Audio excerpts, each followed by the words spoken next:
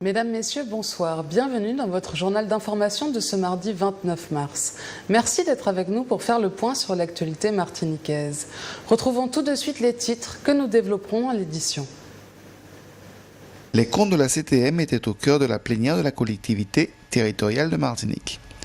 La proposition de loi Letchimy a été adoptée à l'unanimité la semaine dernière par l'Assemblée nationale. Nous verrons les réactions des élus martiniquais. Les campeurs seraient de plus en plus nombreux sur les plages de l'île durant le week-end de Pâques. De nombreux messages de prévention sur le respect du littoral ont été communiqués depuis plusieurs semaines. Après ce week-end pascal, le bilan est positif. Commençons cette édition en bref. Ce week-end pascal a malheureusement endeuillé plusieurs familles martiniquaises. L'appel à la vigilance du préfet et les contrôles n'ont pas suffi. Vendredi soir, Guy Raphaël Parisien, motocycliste de 21 ans, a perdu la vie lors d'un accident à Saint-Pierre, quartier Périnelle. Il aurait perdu le contrôle de sa moto. Un constat malheureux mais réel, comme dans beaucoup de ces drames meurtriers, le jeune homme ne portait pas son casque de sécurité. 2 jours après ce premier drame, un second accident mortel s'est passé à Bellefontaine sur la départementale 10, route accidentogène. Un piéton de 57 ans a été violemment percuté par une voiture dimanche vers 19h45 alors qu'il venait de stationner son véhicule sur le bord de la route. Patrick Gabory a été heurté alors qu'il s'apprêtait à traverser la chaussée.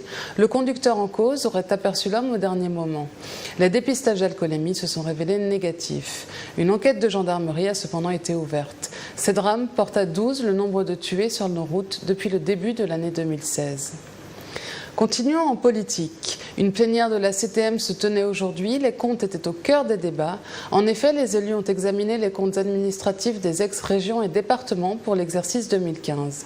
Majorité et opposition s'affrontaient déjà depuis plusieurs jours sur la nature déficitaire ou excédentaire des comptes. Manuela Montlouis a suivi cette plénière et nous rapporte le débat sur les comptes de l'ancien Conseil général. Reportage.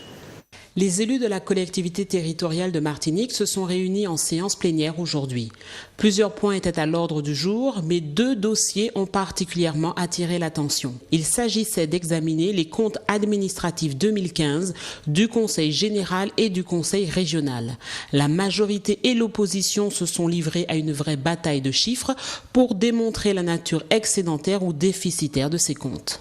Le compte est conforme d'abord en ce qui concerne le résultat brut de clôture au compte de gestion du payeur, et que d'autre part le déficit qu'il affiche, c'est-à-dire 7,7 millions d'euros, c'est la prise en compte de ce qu'on appelle les restes à réaliser, c'est-à-dire les dépenses non payées au 31 décembre et les recettes non reçues au 31 décembre, mais qui sont certaines et qui ont été ajoutées donc, et qui permettent d'expliquer qu'on passe d'un compte positif de 30 millions à un compte négatif de 7,7 millions. La réalité, c'est que c'est une situation qui résulte notamment d'engagements qui n'ont pas été payés, et surtout de dépenses, notamment, je pense aux 14 millions d'euros du TCSP qui sont imposés au Conseil général par la présidence du Conseil régional. Cela explique en partie la situation de déficit. Pour l'opposition, cette présentation du compte administratif du Conseil général est insincère et résulte de manipulations et de jeux d'écriture comptable.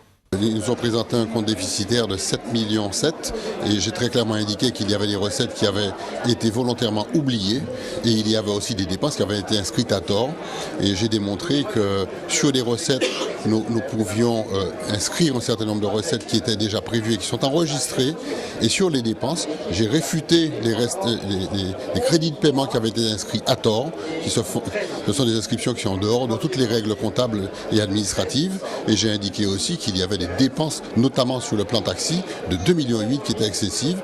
Et en rajoutant les dépenses, les recettes supplémentaires que j'ai identifiées et en supprimant les dépenses que j'ai identifiées, nous passions en excédent de 7,5 millions. C'est ce que j'ai démontré, et j'estime que ce compte est insincère pour ces raisons-là. Il y a une volonté manifeste de mettre le département en déficit pour montrer que la gestion que nous avions exercée était mauvaise, mais manifestement, ils ont eu tout le mal du monde à pouvoir élaborer un compte administratif à ce niveau et j'ai démontré qu'il n'y avait aucune difficulté là-dessus. Le compte administratif du Conseil général a été voté favorablement. Par ailleurs, un audit financier et humain des 2 précédentes collectivités devrait être réalisé dans les mois à venir. Il devra également étudier les politiques publiques mises en œuvre par le Conseil régional et le Conseil général depuis 2009. Poursuivons en politique toujours, la proposition de loi sur la coopération régionale des Outre-mer, présentée par Serge Letchimy, a été adoptée à l'unanimité la semaine dernière par l'Assemblée nationale. Cette loi permettra désormais aux collectivités d'Outre-mer de conclure des accords internationaux sans passer par Paris. Manuel Amon-Louis a recueilli la réaction et l'analyse de Claude Lise, président de l'Assemblée de la collectivité territoriale de Martinique. Écoutons-le. Ce qui peut aller dans le sens de renforcer les possibilités pour nous de participer de manière véritablement forte à une activité dans notre zone géographique la plus large, pour moi est bienvenu. Mais je veux vous rappeler que l'essentiel de ce qui nous permet, dans le cadre législatif, d'aller coopérer dans notre environnement régional, l'essentiel a été mis par votre serviteur dans le cadre de la loi d'orientation pour l'outre-mer. C'est à la suite du rapport que j'avais mené, que j'avais rendu à la suite d'une mission que j'avais menée avec le député Tamaya, ce rapport qui contenait des propositions qui ont été reprises dans la loi d'orientation. Et c'est depuis la loi d'orientation votée en décembre 2000 que nous pouvons non seulement conduire des délégations, je dis nous les exécutifs, maintenant ce sera l'exécutif, conduire des délégations de la France dans le cadre de négociations.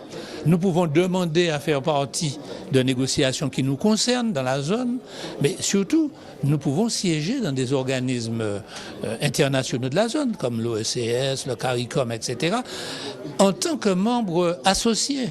Alors qu'avant, la France ne pouvait être dans ces organismes qu'en tant que membre observateur, simplement observateur. Ne faisons pas comme s'il s'agissait d'une révolution. Non, il n'y a rien de révolutionnaire. Ce qui compte depuis déjà la loi d'orientation, c'est que le gouvernement français, les gouvernements successifs jouent le jeu. Car les dispositifs législatifs sont là, mais après, si vous avez un pouvoir au niveau parisien qui ne veut pas jouer le jeu, il vous gêne. Donc aujourd'hui, plus qu'une nouvelle loi, ce qui importe, je crois, c'est une véritable volonté d'un gouvernement français de nous laisser faire, de nous aider à faire dans les limites de ce qui est possible quand on n'est pas indépendant, bien sûr. Continuons en bref. Un homme de 40 ans a été tué au Lamentin hier lundi soir.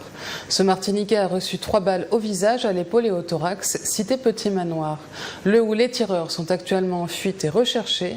La police judiciaire a été chargée de l'enquête. Parlons de Pâques à présent, que de nombreux Martiniquais ont célébré sur les plages en famille. Les campeurs seraient en effet de plus en plus nombreux sur le littoral de l'île pour ce week-end pascal. Cette année, l'Office national des forêts a souhaité sensibiliser la population aux bons gestes pour préserver la nature.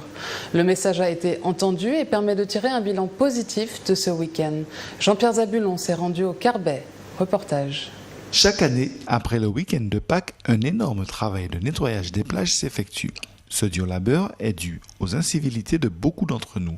Mais cette année au Carbet, les choses changent petit à petit. Effectivement, grâce aux piqûres de rappel durant le week-end de la mairie, le résultat est plutôt satisfaisant, selon Rebecca Charlachille.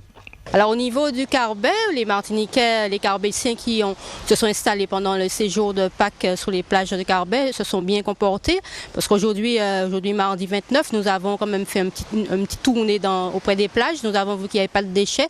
Ils ont respecté les consignes aussi. Alors avant, comme depuis le début, service environnement, nous faisons une prévention tout ce qu'on a les déchets, le ramassage, que les gens ramassent leurs déchets auprès des plages et que nous mettons aussi à leur disposition des bacs de poubelle pour pouvoir qu'ils puissent mettre leurs déchets de tout genre.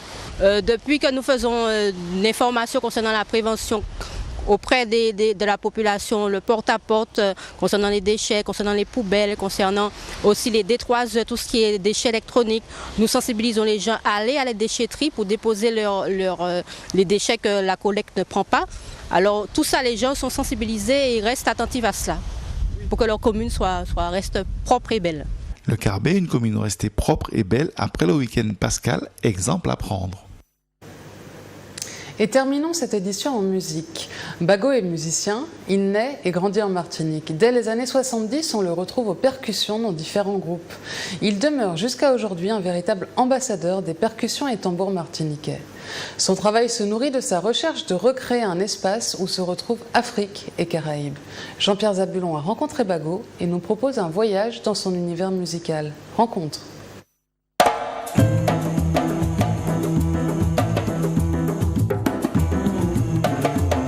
Didi Bridgewater, Michel Portal, Eddie Lewis ou même Quincy Jones font partie entre autres des immenses artistes que Bago a accompagnés. Percussionniste reconnu de tous, il vient de sortir un dernier opus intitulé Afro-descendant.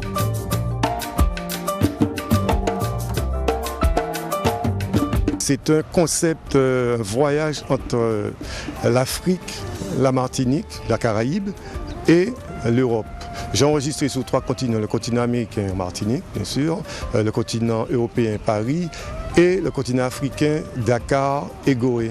Alors, ma musique commence par les rythmes africains et plus à plus, c'est comme une traversée et de plus en plus, ça arrive à la musique caribéenne, la musique martiniquaise. Alors, ça part de la musique africaine et ça arrive au bel-air, à la mazouka, à la biguine et au zouk.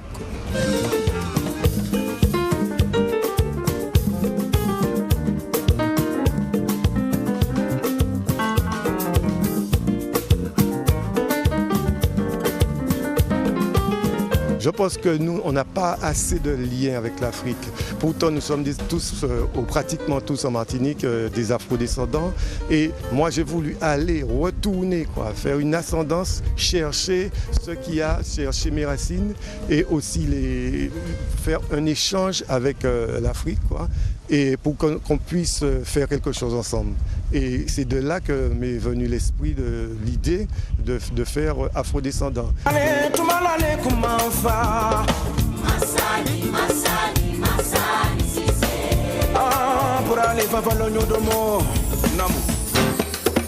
Thierry Vaton, Jean-Philippe et Thierry Fanfan, Michel Alibo, Mario Mas, Thierry Boucou et bien d'autres musiciens talentueux ont fait partie de cette aventure. Bago, afro-descendant.